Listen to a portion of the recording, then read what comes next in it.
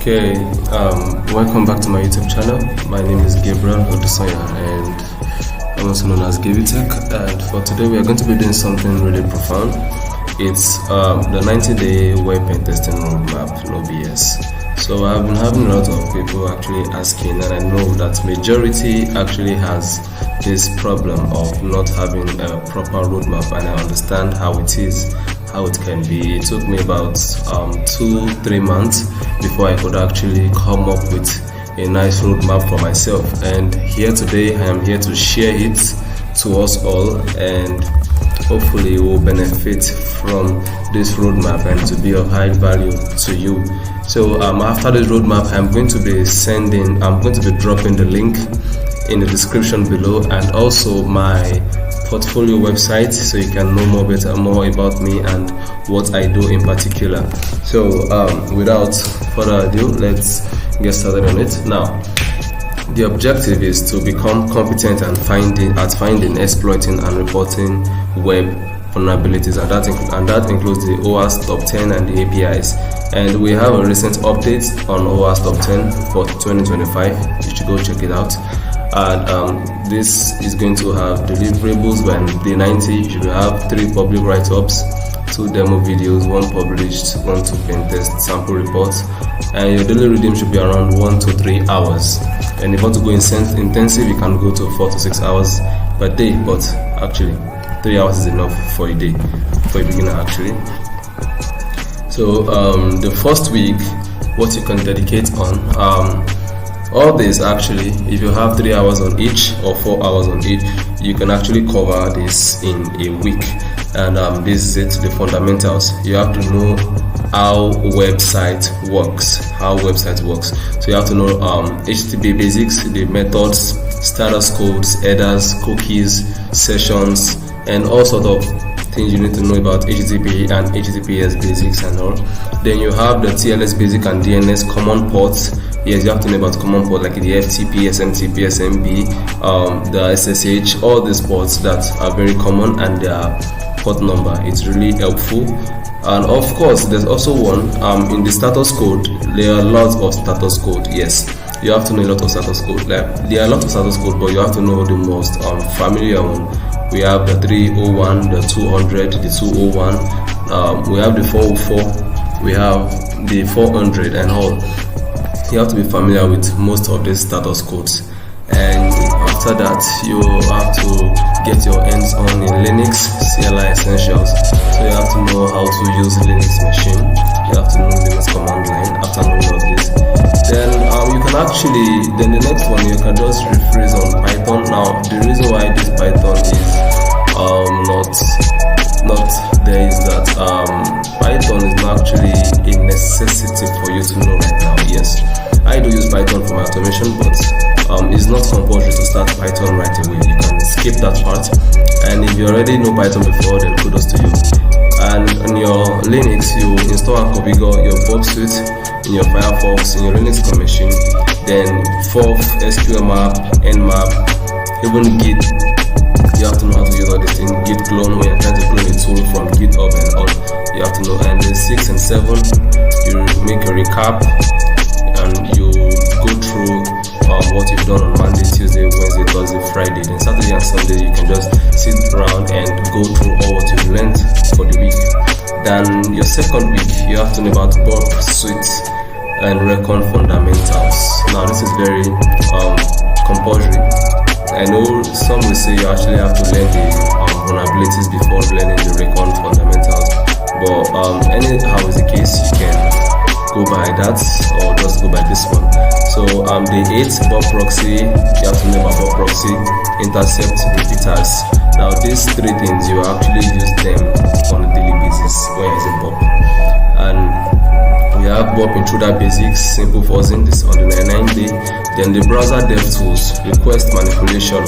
We have record checklists, so you have to know about robots, the robot.txt, the sitemap endpoint, JavaScript analysis. And on the 12th, you can know the basics of Nmap and simple service discovery using Nmap. Yeah. Okay, now on the 13 and 14, 5 easy Portugal labs. Now during all this, actually, you can take out of your time, then find the time for yourself to get on and start learning this alongside with all this you're learning. Because if you're learning the Burp Suite and all this stuff, you actually have to use it while actually hacking it too. So you go to portswigger.net. That is where you can have hands-on labs in web hacking and hacking for XSS, SQLI, SSRF, CSRF, SSTI, path traversal, authentication, API, and so much more. Now, while learning all these things, you will be getting familiar with using this Burp tool to actually get yourself familiar with the tool and how web vulnerabilities work. So this week tool is a combination of just the basics, but by week 3 then you can start the web vulnerabilities on point. So you have the 15 and 16 to know the basics of reflected and stored XSS labs and DOM XSS basics. That's the web vulnerability start learning, and it's on portswigger.net. Yes, portswigger.net. And we have SQL injection, manual testing, and SQL practicum. Then you can have this too. You can choose, and there are also other things you can actually go into. You can just choose any vulnerabilities you want to learn and then start learning from there. But these are just one thing you can have to go to just to make it And for week 4, now I get to the interesting part, where we learn about authentication, sessions, and access control vulnerabilities. So the goal is to find authentication bypasses, session issues, and IDORs. And on Portswigger, we don't have this. There we have the authentication issue, we have the access control, we have all sorts of things like that. And you can have it on week 4, then week 5, the CSRF, CORS, client-side logic. You learn this tool too in the 5th week. And while doing all this, you actually have to be practicing on a daily basis, so you will get used to it and know more about it. And when you learn from one platform, don't sit there. You can go online, then read write-ups, then you can actually know more online. You can watch some YouTube videos on these things to get your ends better at them. And we have the APIs and GraphQL vulnerabilities you can actually go through too on the week 6, and the other vulnerabilities, and going. Then you start to learn about aid automation and fuzzing. This is where the tool comes in. The fluff, the gobuster, Python recon scripts, and regex, and all sorts of things you can actually get your hands on. Then by the 9th week, you have to know about common logic pattern, for example, and CSRF leading to XSS, or XSS leading to CSRF, and this chaining vulnerabilities for privilege escalation and trying to gain more impact on that. If you actually, now while doing all that, you can choose to deviate into the cloud. But the cloud is not really the main point right now. We are focused on web, but for whoever wants to go into cloud, you can go into the cloud right here and know the cloud basics in pentesting. Now you have to learn about reporting and your soft skills. Yes, you have to know how to report a vulnerability you find. Doing pentesting, report is very critical, because report needs to be well documented, and if it is not, your consumer might not actually understand what you're trying to write. Just know that these people you are documenting it to, some of them might actually not understand what you're saying. So this is a good part on here. And yes, you have to also learn about CVSS. Yeah, CVSS scoring, how to score your vulnerabilities. You have to know the difference between the high, the medium, the low, and the informative type of vulnerabilities. Week 12, then you can start on hunting on real targets.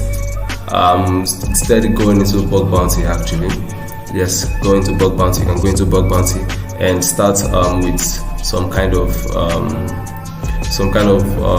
scope. Yeah, some programs that have low scope actually. You can start from there, and all what you've learned you can start practicing it on those platforms, because you have to follow the scope, follow the what they write and say in scope. Go for in scope, don't out of scope. Don't do anything unauthorized.